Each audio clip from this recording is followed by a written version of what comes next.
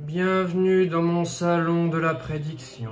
Si vous avez cliqué sur cette vidéo, c'est que vous voulez vous spoiler de l'Euro 2024. Installez-vous. Aujourd'hui, vous êtes chez Monseigneur, Messire, mon Dieu, mon divin, mon devin, Dovitch. Nous allons répondre à la question que beaucoup de personnes se posent, françaises et autres européens, voire même dans le monde entier. Mais comment va se terminer cet Euro 2024? Très bonne question, à laquelle j'ai toutes les réponses. Au moment où je tourne cette vidéo, le match de la France c'était hier, donc il y a déjà quelques matchs qui se sont passés, mais ça n'a aucune influence sur mes prédictions. Donc nous voilà sur un site, quelle bête. Ils parlent pas de moi, sinon ils auraient dit quelle bite. Allez, envoyez. Nous voilà sur un site de prédiction à laquelle je vais remplir. Voilà, je sais prédire mais je sais pas parler. On est ensemble, la famille. Je vois rien avec ces lunettes, on va être plutôt comme ça. Vous voyez dans mes yeux mais vous ne voyez pas le futur. Vous voyez de délicieuses noisettes avec un reflet vert. Vert comme la couleur du drapeau d'un pays qui va aller loin dans la compétition.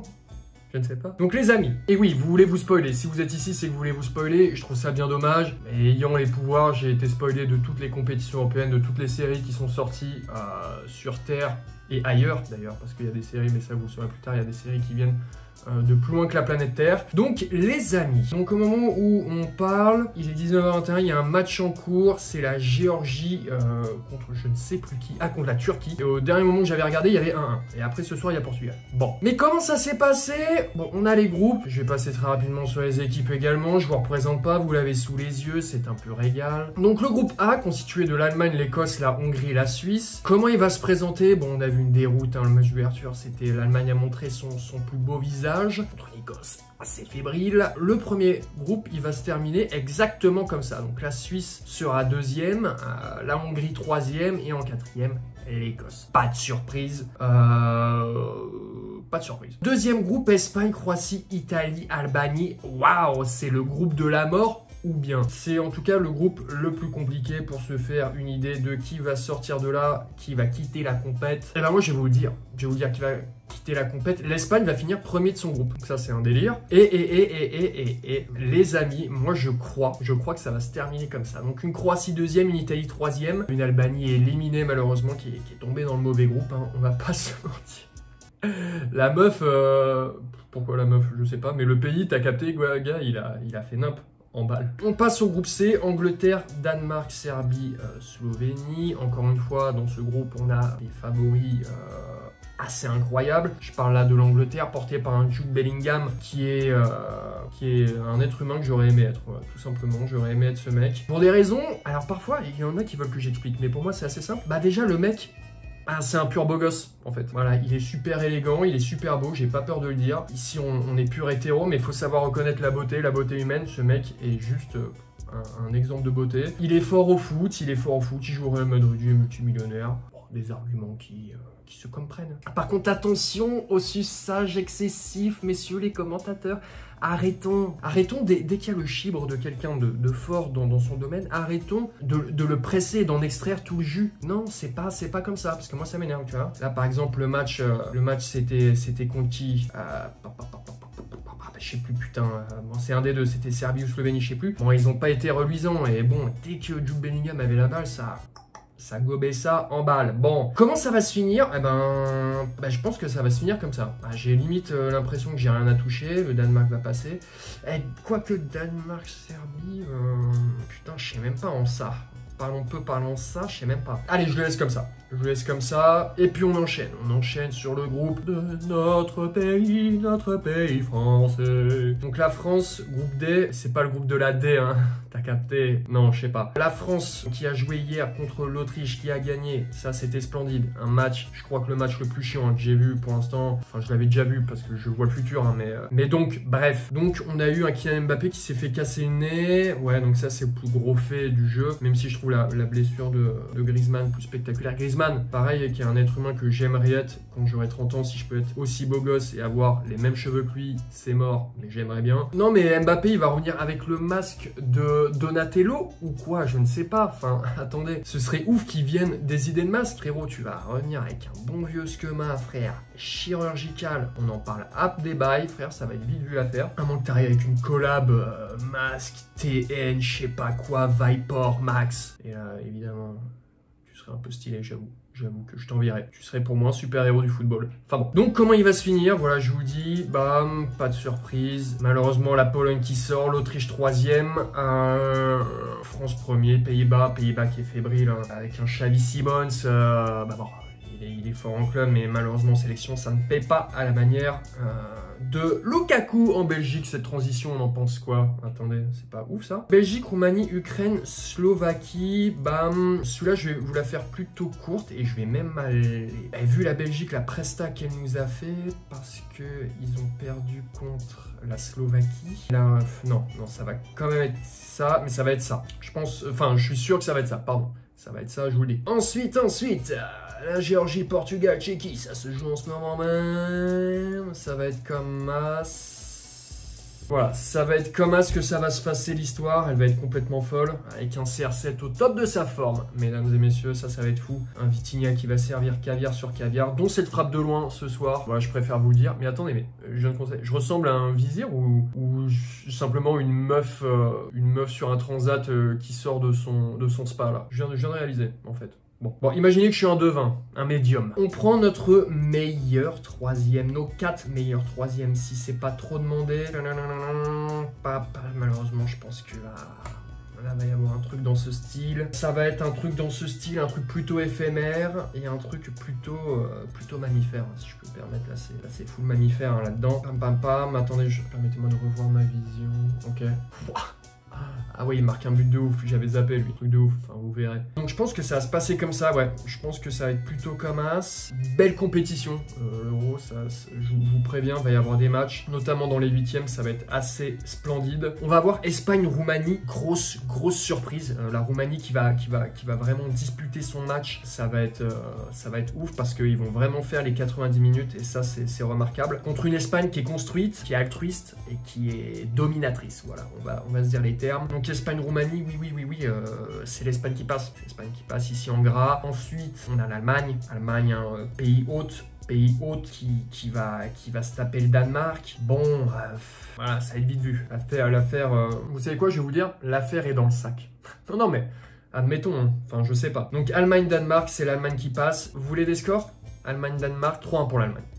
But d'Eriksen, doublé de Florian Wirtz et un but bien évidemment de Thomas Müller rentré à la 76e minute. Ensuite, on a Portugal-Serbie, bien évidemment que c'est le Portugal qui passe et qui va aller jusqu'au penalty. C'est pas un truc de ouf ça, Portugal-Serbie ça va aller jusqu'au péno sur un 2-2 complètement disputé avec une égalisation du Portugal dans les dernières minutes de jeu. Un CR7 un peu lamentable hein, sur ce match, mais bon, bien attrapé par un Danilo qui marquera du milieu de terrain, croyez-le ou non, mais bon, je comprends que vous ne vouliez pas me croire là-dessus, mais croyez-y parce que c'est assez ouf. Slovaquie, Pays-Bas. C'est les Pays-Bas qui vont passer sur un score net et sans bavure de 2-0. Voilà, ça va sécuriser dès la première période. Un jeu assez bas, un bloc bas, et ensuite ça va dérouler. Ils vont jouer. La deuxième mi-temps va être un peu agaçante, mais voilà, la première mi-temps est dominée de buts en blanc, donc ça c'est super. Ensuite, Belgique-Italie.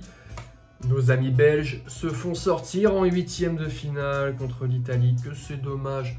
Plaisante, bien sûr, parce qu'on en a RAF, si tu vois ce que je veux dire. Ensuite, France-Turquie. Aïe. Et là, j'embrasse mes frérots turcs. Bien sûr, hein, malheureusement, c'est la déroute. Ah, putain. Je suis désolé, mais j'ai les images qui me viennent là en live. Dès que je vois l'affiche, je vois les buts. Et ce but de Kingsley Coman, il est incroyable. Il est juste incroyable en fait. Ça va être puissant, Le jeu va être bien fluide parce que, comme vous savez, l'équipe de France pendant les matchs de poule, c'est généralement chiant à regarder. On va pas se mentir. Rappelez-moi, à part le France-Roumanie de l'Euro 2016, rappelez-moi un match de poule où on a vibré. Personnellement, j'en ai aucun souvenir. Donc bon, donc là, on sort en 8e, on sort vainqueur. Angleterre-Autriche, bon, je vais pas vous faire de dessin. Un Jude Bellingham, encore une fois, étincelant, éclatant. Encore plus beau que pendant les poules. Mais croyez, vous y croyez? Ah, il est trop beau ce mec, c'est abusé. Ensuite, Suisse-Croatie. Malheureusement, nos amis suisses qui nous avaient tège au précédent Euro. Aïe, c'est dommage, vous sortez en 8e. Allez, ciao les losers. Je suis médium et hater. Effectivement, on peut pas être parfait, je ne suis pas un dieu. Allemagne-Espagne, quelle belle affiche. L'Espagne se fait gerter. Ah putain, l'Espagne, attendez, parce que je sais plus si je regarde l'Euro 2024 ou je suis passé sur l'Euro 2028. Ah non, c'est l'Allemagne qui passe, oui, non, c'est ça. L'Espagne, ce sera l'Euro 2028, où ils vont passer en demi. Portugal, Pays-Bas, oh putain, je suis désolé mes amis portugais. Mais vous passez. Voilà, j'ai hésité jusqu'au dernier moment. Mais vous passez contre le Pays-Bas, je me suis rappelé en fait de l'effectif du Pays-Bas. Donc oui, vous passez en demi. On a un France-Italie. Ça, c'est les rivaux, hein. Ah bah c'est un peu le PSG, le PSG-OM des équipes nationales, on va pas se mentir. Les Français passent, hein. Une Italie championne en titre, hein. C'est ça aussi qu'il faut avoir en tête. Mais une France tellement solide et solidaire qu'en fait, il y a un peu, ça va être très manga ce match parce que c'est beaucoup de pouvoir de l'amitié en fait qui va nous tirer vers le haut. Et Mbappé va être vraiment splendide, il va nous faire des trucs, il va avoir énormément de pertes de balles à l'image de Dembélé au premier match là contre l'Autriche. Énormément de pertes de balles, c'est plus qu'agaçant, mais bon, il faut ce qu'il faut, Autriche-Croatie, bien sûr, c'est la Croatie qui passe. Beau match assez disputé entre deux équipes qui... mais qu'est-ce que je raconte, putain, mais c'est l'Angleterre, pardon, je dis de la merde. Et c'est l'Angleterre qui va la Croatie. Oh le mec, le devin, il boit des verres de vin ou quoi? Non, je sais pas. Les demi-finales. Et là on entre dans le dernier carré. Le carré d'or, le carré d'as. Allemagne-Portugal.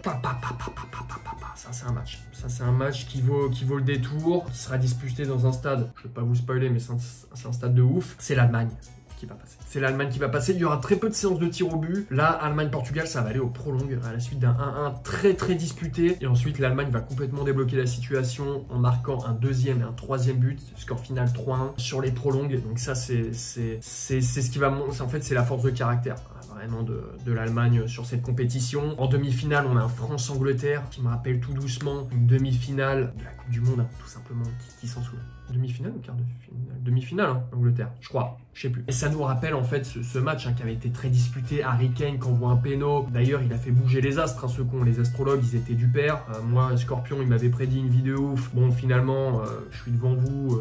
Je suis payé au lance-pierre. Bon, non, c'est la France qui passe, bien sûr. Jude Bellingham avec une accolade qui va devenir plus que mythique avec son futur collègue Mbappé. Cette photo où il se check, tout sourire. Ça va être le poster de plusieurs enfants de 12 ans, je vous le dis. Je préfère vous le dire. Et enfin, la finale, Allemagne-France, France-Allemagne, on est chez les autres, oui. Match de ouf, match ultra vibrant parce que l'Allemagne ouvre le score. Voilà, ça c'est l'image de tous les Français. Tous les Français vont être vraiment stressés. Malheureusement, c'est ce qu'il faut. Un peu de stress, un peu de vibration, comme la finale qu'on a eue en Coupe du Monde avec l'Argentine. Là, on sera un peu moins dominé. C'est vrai que la finale contre l'Argentine, c'était un véritable calvaire. La première mi-temps, j'ai cru que j'allais décéder. Mais 1-1 à la fin de la première période. Deuxième mi-temps, après un discours qu'on verra par la suite dans le mag de Denis Brognard. Voilà, on verra dans le mag un discours porté par un Mbappé qui a la hargne, qui veut ramener ce trophée au Real Madrid, avant tout, avant la France d'ailleurs, ça sera un peu gênant. Et donc c'est la France. Oh oui, vous êtes surpris que je dise que c'est la France qui gagne? Je comprends. Mais oui, non, c'est la France qui va remporter cet euro. Après, vraiment un parcours, mais je vous dis, c'est complètement ouf. Hein. C'est complètement ouf ce qui va se passer. Pour moi, c'est sûrement le plus bel euro de ce siècle, hein, du 21e siècle. Donc vous me direz ce que vous en avez pensé. Regardez bien cette vidéo au fur et à mesure des matchs et vous verrez que j'ai visé juste. J'ai eu un petit rototo. Vous verrez que j'ai visé juste à chaque fois. Car le futur est dans ma tête. Merci d'avoir assisté à ce petit échange. Et désolé de vous avoir spoilé, mais si vous avez cliqué, je considère que c'est que vous vouliez, après tout. Et il y a un peu un délire Voldemort là. Vous voyez ou pas Voldemort dans Harry Potter 1? Et là j'enlève. Désolé Harry. Désolé Harry, mais en fait je suis avec un pote. Et là, tiens, t'as la tête qui fait peur. T'as la tête qui fait peur. La tête de Voldemort, quoi. Ça, c'est du délire. Mais enfin, voilà la team. Voilà, maintenant, je suis Mr. Worldwide, on peut le dire. Je vous souhaite un très bon Euro à tous. En plus, le temps est cool avec nous. Il nous permet de rester chez nous pour regarder les matchs. Donc ça, c'est top. Merci le temps. Je rigole. On va bien te faire en lec. Bah, je vous fais des bisous. Bon Euro à tous. Ciao, ciao. Bye bye. Et puis, on se retrouve pour les JO. Allez, ciao!